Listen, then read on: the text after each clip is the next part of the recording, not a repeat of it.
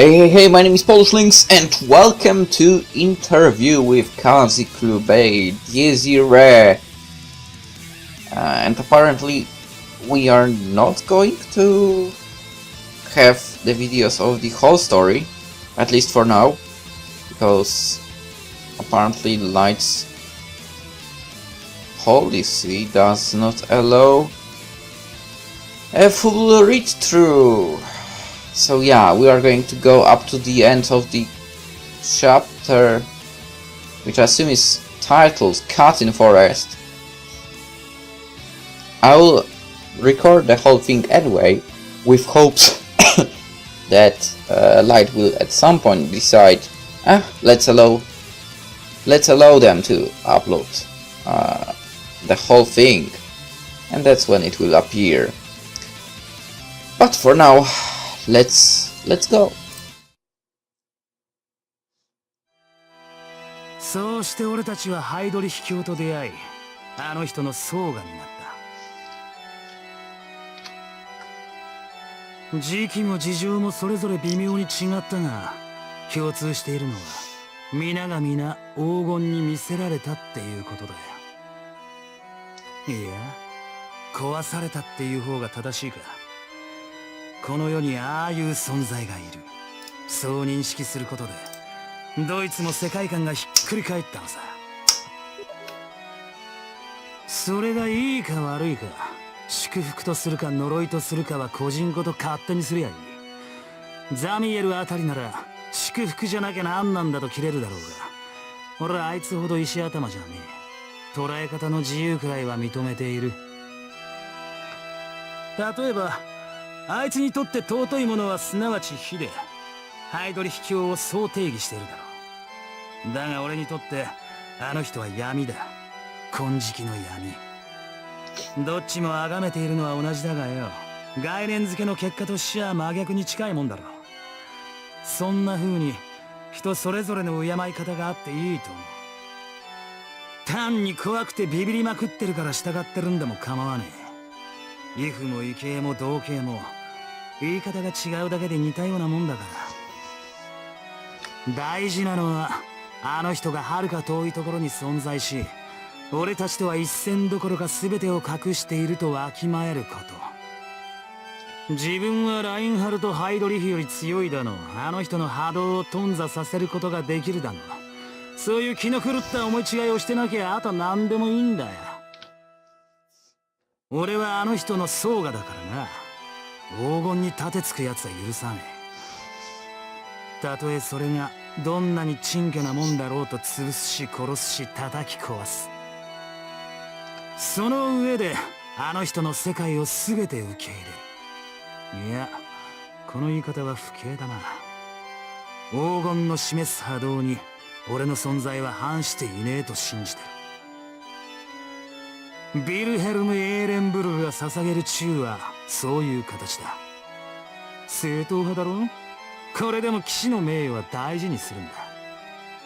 似合わねえとあんたは思ってるかもしれねえが、何が何でもてめえが一番じゃなきゃ許せないほどガキじゃねえんだ。もちろんそりゃ自分より強い相手には逆らわないって意味じゃないぜ。そいつのことが気に食わなければ、たとえどれほどの格上だろうと俺は膝なんか屈さねえよ。非我の力量さを見切る力は大事だが、それでみんな片付けるなら機械と同じだ。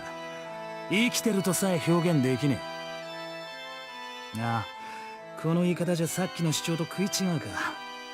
ハイドリ秘境に立てつくやつは許さねえっていうスタンスとよ、そいつらにしたところで黄金が気に食わないと思うからこそ歯向かうんだろうし、相応の矜持も覚悟もあるんだ。そうだからきっとこれは単純な話なんだよ。俺はハイドリ秘境に惚れてるっていうだけのこと。 That's not good. 不遜な物言いになっちまうし、小目せえ誤解もされたかねえが、平たく言えや好感が持てるから従ってるだけだ。And by not good, I mean that's not how it was supposed to be. I think. Whatever. 騎士の名誉もだいぶ俗になっちまったが、これは大事なことだと思うぜ。アン君に辟易しながら従うなんて、それこそ最悪の無様だろ。担ぐ相手は自分で選ぶし、そうするべきだ。と長くなっちまったが、そんなわけで俺は黒煙卓の4位になった。生異物人機融合鋭微控えと、信じる信じないは勝手だが、以降今まで俺が一切年を取ってないのはそういうことだよ。吸血鬼のあり方としちゃこれもまた正統派だろ。実際は魔術の見業ってことらしいが、まあそこら辺はどうでもいい。深く考えたくねえんだよ。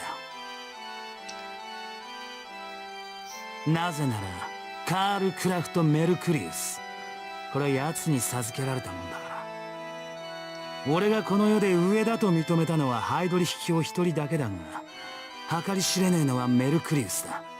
何より気持ち悪く気に食わない相手だったと言っていい。きっとそこはドイツも同じなんじゃねえのかな。嫌ってる理由自体はそれぞれ違うかもしれねえがよ、俺に限ればたった一つ、あいつが弱そうだったからだ。You sure? 矛盾する？意味がわからない？オーケー。じゃあ簡単に説明しよう。例えば老いぼれて病に侵されくたばりかけの生き物がいたとする。体ろくに動かねえし、頭もおかしくなってるから勘も思考も鈍りまくりだ。本能だってもうまともには機能してねえ。そんな生き物は問答無用で弱いだろ。自然淘汰されるのを待つばかりの害にすらなってねえ老衆だと言っていい。So?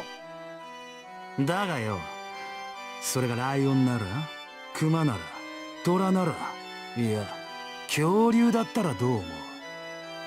Okay, I thought that he was talking that, you know, all the disease and so on attack them, if you can say that, but they are able to survive through that anyway. たとえどれだけ弱っていようが T レックスは圧倒的だ。アリの力でどうこうできる玉じゃねえ。数億匹も集まればいけるんじゃねえかって。まあそりゃそうかもしんねえが、そういうツッコミはやめてくれよ。こっちとは大して学もねえんだ。そんなポンポンベストな例えなんか出せねえよ。とにかく俺がメルクリウスに感じた印象はそれに近く、もっとタチが悪かった。本当にあれは一体何だったのか。もしかしたら恐竜よりもでかかったのか。そこは未だもってわからねえがよ。So, basically my thinking. ただこいつは弱い。死にかけてるし衰えてる。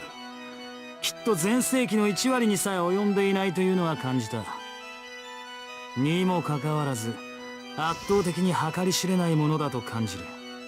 アリの視点じゃ理解できない何かのように、そいつがヒルアンドンを気取ってるんだ。私はしがない魔術師で何の力もないから何もしないピエロでございますってよ。まったく不愉快どころの話じゃないぜ。つい殺せるんじゃねえかと思っちまう一瞬。だが錯覚だったと気づく一瞬。この二つが野郎の前に立つと延々繰り返されるんだ。あら、そういう終わらねえ堂々巡りを周りにばらまく何かだった。おかげで自分がアホに見える。そう指摘され続けてる気分にな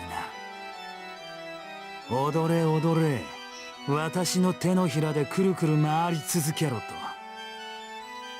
と。だから心底気に食わねえ。ハイドリヒ教に唯一欠点があるとすれば、あんなもんと仲がいいっていうことだ。俺の究極的理想を言うとな、あの人がいつかメルクリウスを倒すことだ。その聖戦に俺がソーガとして加わることだ。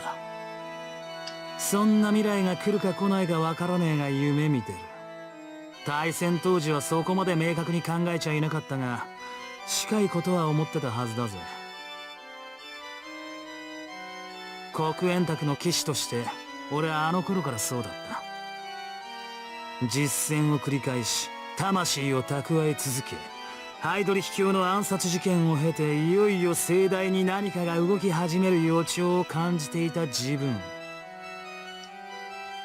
あれは1944年の晩夏だったな。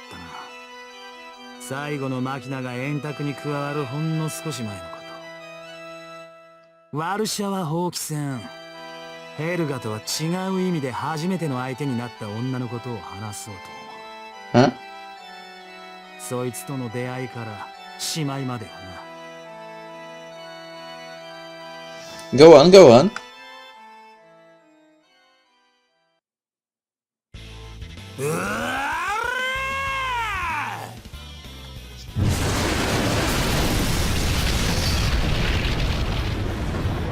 I destroyed them, twisted them apart, tore them to pieces and squeezed them dry. Then I absorbed their life until they were all dried up. If I had anything that could be called a fighting style, that was the best description for it. I trampled my enemies with all my might, leaving them as little more than undignified gore. I knew pretty damn well that I was being crude and brutish. I mean, by that point I had a general idea for how normal people viewed things. What of it for? Sure, I didn't give a shit about society's standards, but I wasn't purposefully trying to stray away from them either. If anything, it just so happened that my style fit a certain template. It definitely wasn't like I was just some little brat trying to look cool by doing bad things.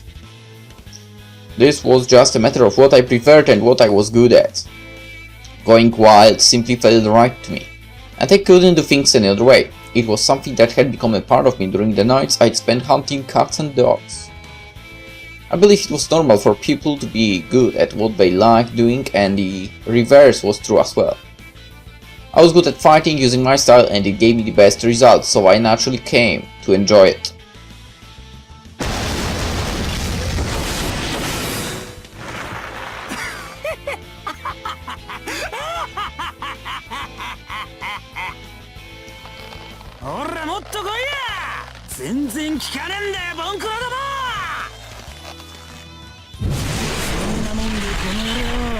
Kaziklu Bey 様をどうにかできるとでも思ってんのか。 I never held back and wasn't ever planning on it. My nature was that of a taker. Vampires were hunters who did nothing but plunder, drinking blood for as long as their hunger willed it.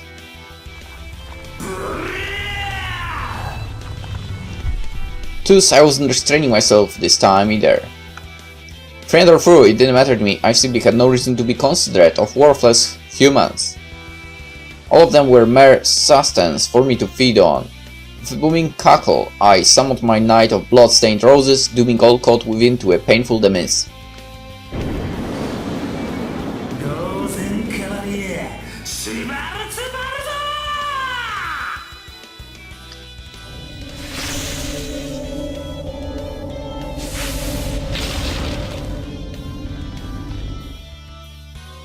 The creation figment was the degree in which we created a law, the manifestation of the greatest craving burning within our hearts.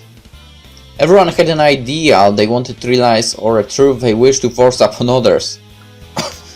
A creation figment was a way to create a world where that became an absolute law. For there was a difference in that transcendences were directed inward while hegemonies went outward. Whichever it was, it made the user's long-cherished dream become reality. Fulminant that it formed a world where you were God and your craving was a commandment.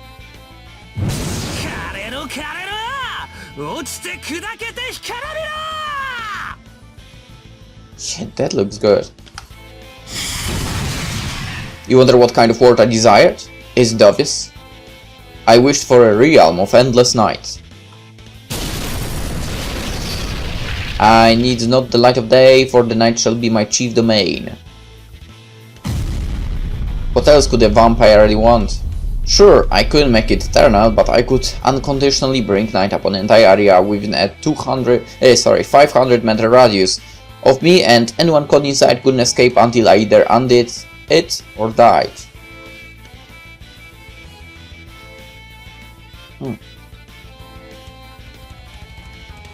So if you moved, would that area move as well?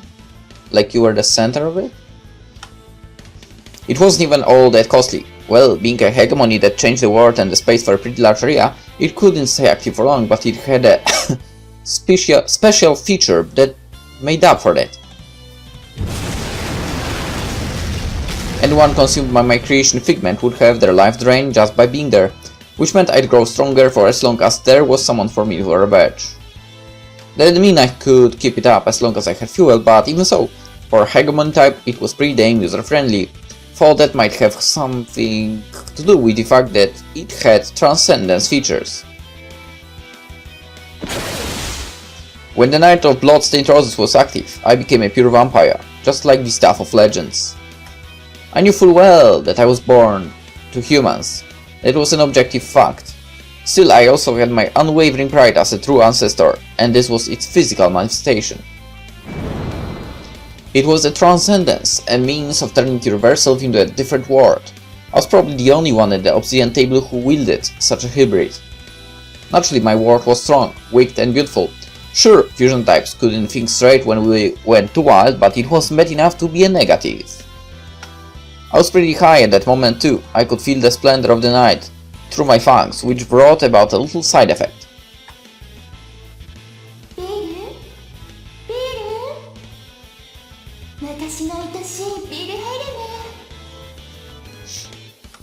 Every now and then I could hear a voice coming from the deepest parts of my consciousness.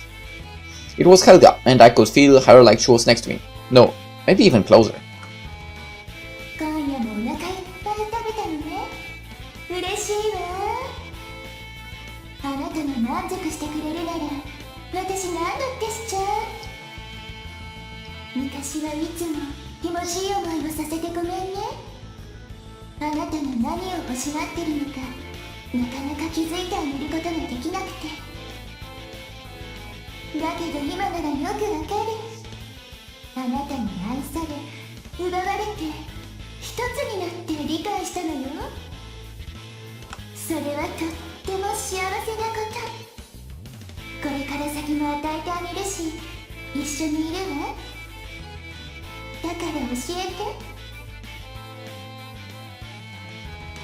Now that I think about it, when she kinda appeared in Amantes, that was a crazy good moment.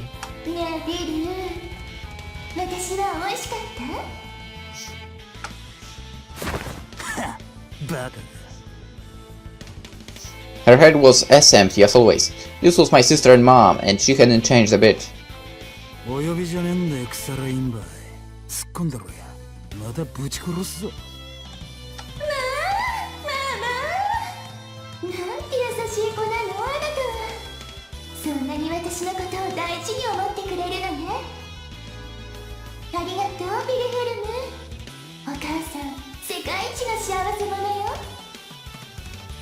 It didn't even feel like we were having a conversation. This is what I meant when I said she didn't have the capacity of or the slightest bit of sense. No matter what happened to her, the world was this pretty little flower garden where everything was always fine and dandy. Well, now it was a rose garden, and she'd become both the princess and the gardener for all eternity.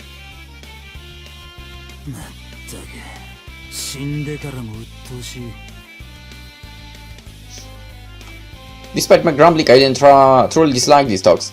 After all, the bitch was like a trophy to me, and having her around helped me remember how happy I was the moment I killed her. A vampire's prey becomes a part of him, you know. Helga was the first one I took as I became certain of my true nature, so she was like a medal to me. Sure, she had no idea when to stop talking, but I did like it when she writhed within me, covered completely in the reddest of blood. I could only hear her when the world was drowned in grudges and bloodshed, and when I was just feeling really fucking good. Because of that, hearing Helga's voice always made me feel complete. Honestly, I wouldn't mind thanking Mercurius for giving me a chance to experience something so pleasurable. I don't mean the power itself, but the uniqueness of its manifestation. I could be proud of the fact that it belonged to me and me alone. You know what I said about creation figments needing craving? Well, it's based on that. Even if all our powers came from the same sorcery, what you actually got ultimately depended on what you wanted. Imagine someone acting like hot shit just because he got a pistol. He'd be fucking brain dead. A pistol was a pistol regardless of who was using it. And if he grew stronger because of it, it was all thanks to the gun alone. There was no inseparable bond between a pistol and its wielder. My Evocate and Achnenerbe, on the other hand, were like a furnace and a bunch of iron. What I made of it was up to me to decide. No one else but me could create the Night of Blood-Stained Roses, and it became what it was sold because of me. I'd say that was a pretty huge difference.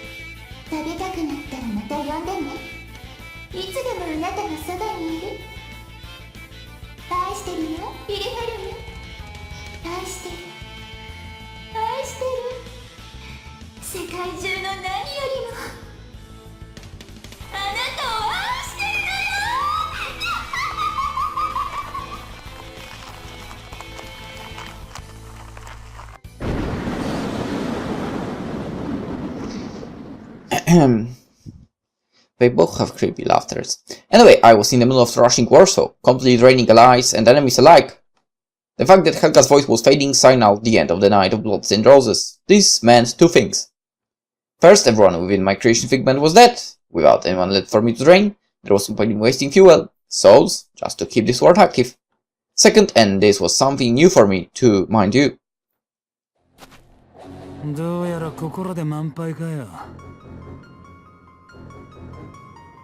I became aware of the limit of souls I, as a Reaper, could gather.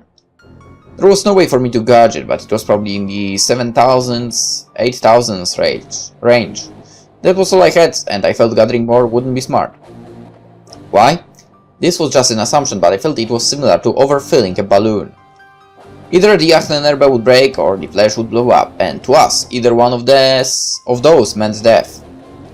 Sure, a little bit of overeating probably wasn't that big of a deal, but the risk was still there, and taking it was the smartest thing you could do. That was why my instincts told me to chill.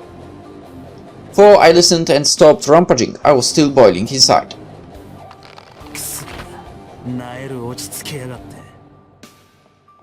I drained everyone around me, but the battlefield as a whole still had many more prey. It was like I'd found the perfect hunting grounds, caught all the game I could carry, and couldn't take any more despite there still being tons. My only options were dropping some of what I had or ending the hunt altogether. Anyone would be pissed off, especially when they were basically being told they were too weak, small and talentless to carry anymore. Alright, so like, this was the first time you experienced what you were talking about a lot in Amentes.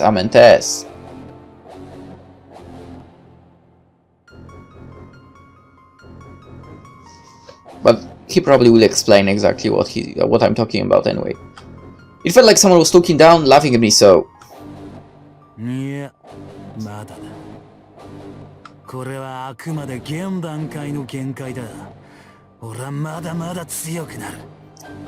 Alright, so maybe it's not.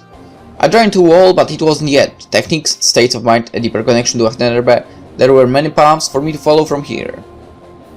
If the conditions were right, I could easily pass the barrier. I'd felt that way back then, and I still do. This might be a cliché thing to say, but the only limits were the ones you set yourself.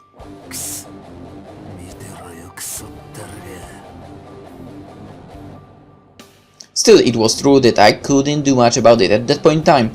It pissed the fuck out of me, so I decided to do something uplifting. Specifically going around and killing everyone inside, even if it meant wasting their souls. I mean, I'd never seen murder as anything taboo anyway. Even if I couldn't suck their blood, I could have a good time just tearing them apart. And fuck. If it made me feel good, so I saw no reason not to do it. With that in mind, I began walking through Warsaw's ruins, killing everyone I came across. Men, women, young, old, none of it mattered to me. As their blood rained down my head, I cooled off a bit and began thinking a little more rationally. First and foremost, this couldn't go on forever. To us, souls were fuel for our powers. Even if I just threw a punch, it would be a magical attack in nature, with power far from the norm, and it would drain a bit of my fuel tank. That was why I already wasn't as full as I was mere months ago, and just like I said before, my powers weren't all that costly, so I couldn't just empty and replace the contents of my tank whenever I wanted. This made me realize that I'd have to learn to cope with hunger, if I wanted to avoid distress. Well, sure, hunger was stressful too, but it was way better than being so overfed you could barely move. Pigs are disgusting creatures, you know, I agree with that. Of course you do. I was one of the beast's claws and fangs, so hunger suited me far better than any alternative. Well, starving myself wasn't an option either. It was suicidal, and I sure as hell didn't want to become anorexic. I realized I had to find the best balance on that front. With that settled, I started thinking about what the others were up to. We hadn't seen each other for 2 or 3 years now. Just like me, they were scattered all over the place, fighting their own battles. We were about to be called together again. I had no means of knowing it at that point, but I definitely had a feeling we would. Lord Heydrich had told us to run as wild as we wished and gather as many souls as possible. Everyone else was obviously doing the same thing, and now that I was full, they were probably in a similar state. Everyone had a different capacity. Some could store more than me, some less, but I felt that they were reaching or at least approaching their limits, and that was why I assumed we would soon meet again. When the time came, I really fucking didn't want anyone looking down on me for my amount, and I didn't know how I'd feel if I disappointed Lord Heydrich. The reality of my limit passed me the fuck up, but there wasn't much I could do. It definitely wasn't something that could be solved in a day or two. That rhymed. That was why I had to find some sort of new card I could play, something that couldn't be linked to the amount of souls I had. If you considered me a one-man army, I had to learn strategies or formations that showed I was more than the sum of my numbers. At the very least, I had to show I'd found something like that and was making progress toward it. Vague ideas were worthless here. I needed a very clear paradigm shift I could aspire for. That might have made me sound like a bright-eyed, rebellious little brat trying to go against the grain, but that sort of impotence was important, if you asked me. Honestly, anyone who didn't get this sentiment was living a pretty damn boring life.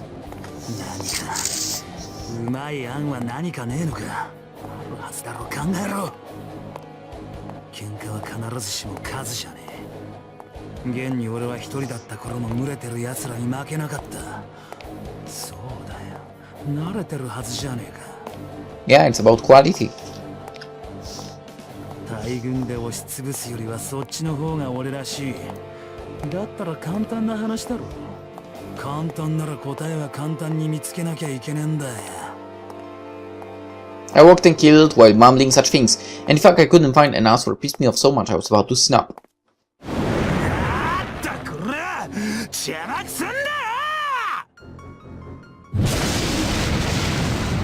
That was when the building to my side collapsed. I let my anger take over and punched the debris with all I had. It was about as large as a bus, but that didn't mean shit to me. The damn thing shattered into pieces that flew down Pendra's way, revealing her within the rubble. Who in the world is that cutie? At first glance I felt like I was looking at a bird.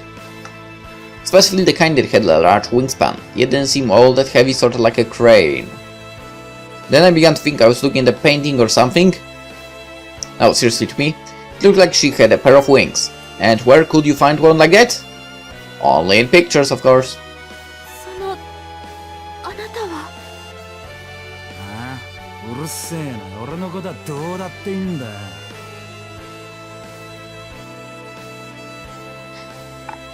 I didn't know that we're talking Japanese in Poland back in during World War II.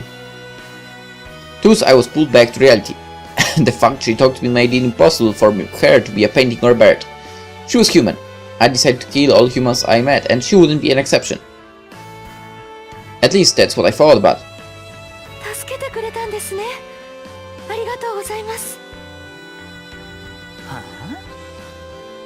I saved her. How did she come to that conclusion? I didn't get her at all, so I took a moment to think of it. The only thing that came to mind was the debris. She was almost crushed, and yeah, she'd be flattened if I didn't blow it away. When you look at it like that, then sure, she wasn't wrong that I saved her. I never intended to, and I still planned on killing her, but she wasn't exactly wrong. Honestly, that really fucking pissed me off. I mean, she was the only person besides Helga to ever thank me. I also found it annoying that she was misunderstanding me just like that worthless sister mom of mine.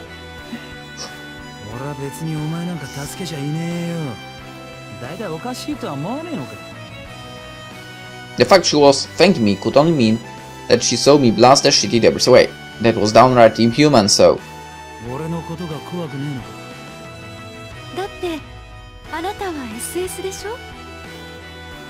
Wait, where do I know your voice from? She looked at me, stupefied. The woman seemed so busy at the situation that I thought she'd gone nuts.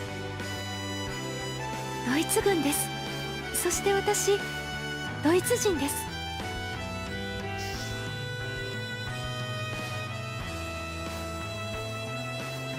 味方です。仲間です。だから大丈夫です。いや何がだよ。I didn't have a patriotic bone in me, and I didn't give a shit whether someone was German or not. Hell, even in this battle I'd killed a ton of guys who were wearing uniforms like mine. The fact she was a woman and a non-combatant didn't matter to me either, but the truth was something she just couldn't have known. 最初にびっくりしたのは確かですが、軍の方なら我々が知らないような力をお持ちだったりするんでしょ。我々を守ってくださるために。This looks freaking great. Can we?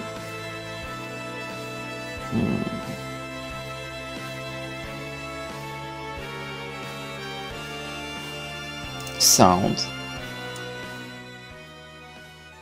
I mean, it's great, obviously, but I need to hear the voices.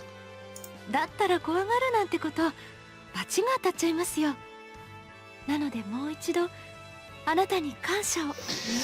Where do I know your voice from?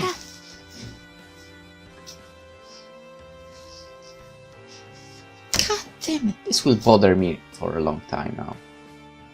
Or I could just check. まあいい。もういい。わかったからお前喋んな。I figured it was impossible to get her to understand through talk. And frankly, I wasn't good at that anyway. Okay. So I said to her, she got me all confused and made me feel dumb as shit for a hot minute, but I wasn't about to let go of my original plan for her. She'll get my point when she's dead. I thought as I prepared to kill her, but then... ところであなた、私と同じなんですね。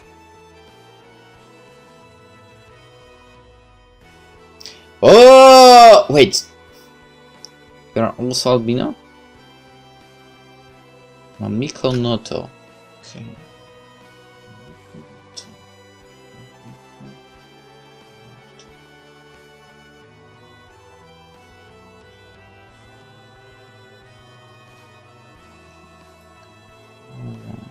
Where do I know you from? Huh? Huh?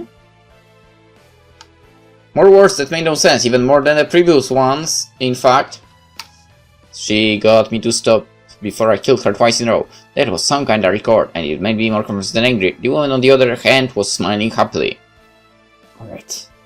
Where do I know that cute voice from?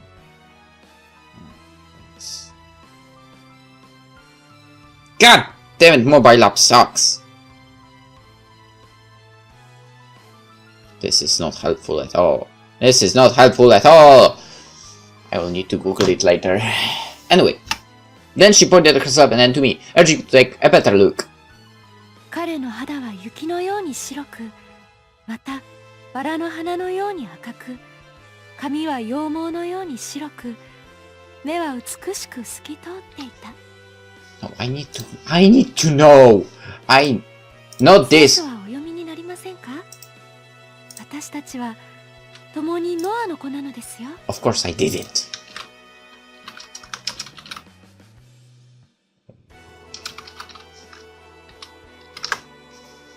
こっちの意味でもお仲間の人とはさすがに初めて会いました。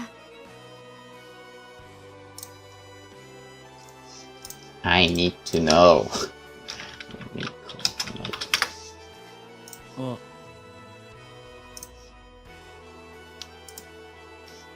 With that, I finally realized what she was talking about, and I had to agree.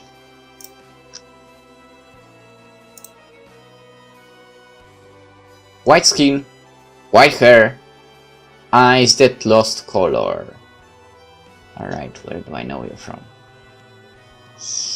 Kamega kill, okay, that would make sense. Blackrock shooter, maybe. Bleach, okay, alright, that's some huge name we have here in this Ichinose Kotomi Clanat. Damn! She was in Code Geass, but the Bokoku no Akito, so... Elfen Light. Fairy Tail! That's where I know that voice from. Damn! Alright, makes sense now. Makes sense. Shit. Well, I've got to admit that Light has some huge name over here. Well, technically, if you look at the cast, there are a lot of people voicing there that are kinda huge in the voiceovering industry, I guess.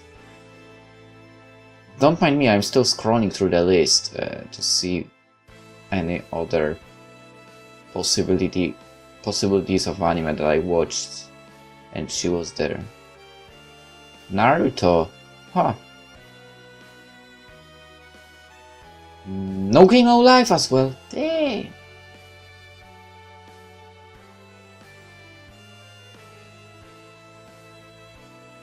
Huh. Sengoku. Oh, she was Oichi as well. Oh shit! In Sengoku Pasara. Okay. Hekate in... Wait, Hekate? I think Hekate is the one I didn't like in Shakugan no Shana, to be honest.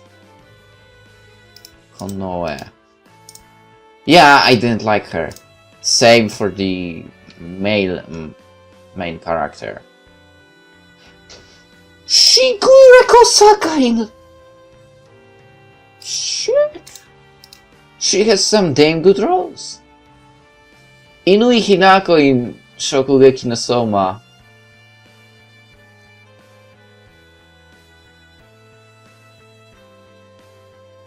Oh, Aisa Himegami in Index. Okay. Not bad.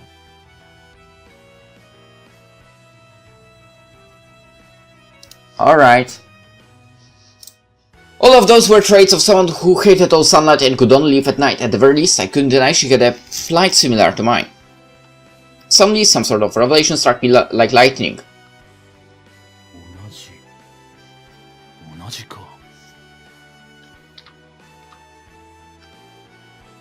Hai. きっとこれは主のお導きなのでしょう。お名前をお聞かせください。私はクラウディア。俺はビルヘルム。Then I realized that she would be useful. ビルヘルム・エーレンブルグだ。ああ、お前の恩人様だよ。Thus I said to make use of her. It was my right as the savior and her duty as the saved. Not really. ついてこい。ここから出るぞ。Warsaw continued barren as the idiot took my hand, not questioning me for even a split second. That was my meeting with this numbskull of a woman, Claudia.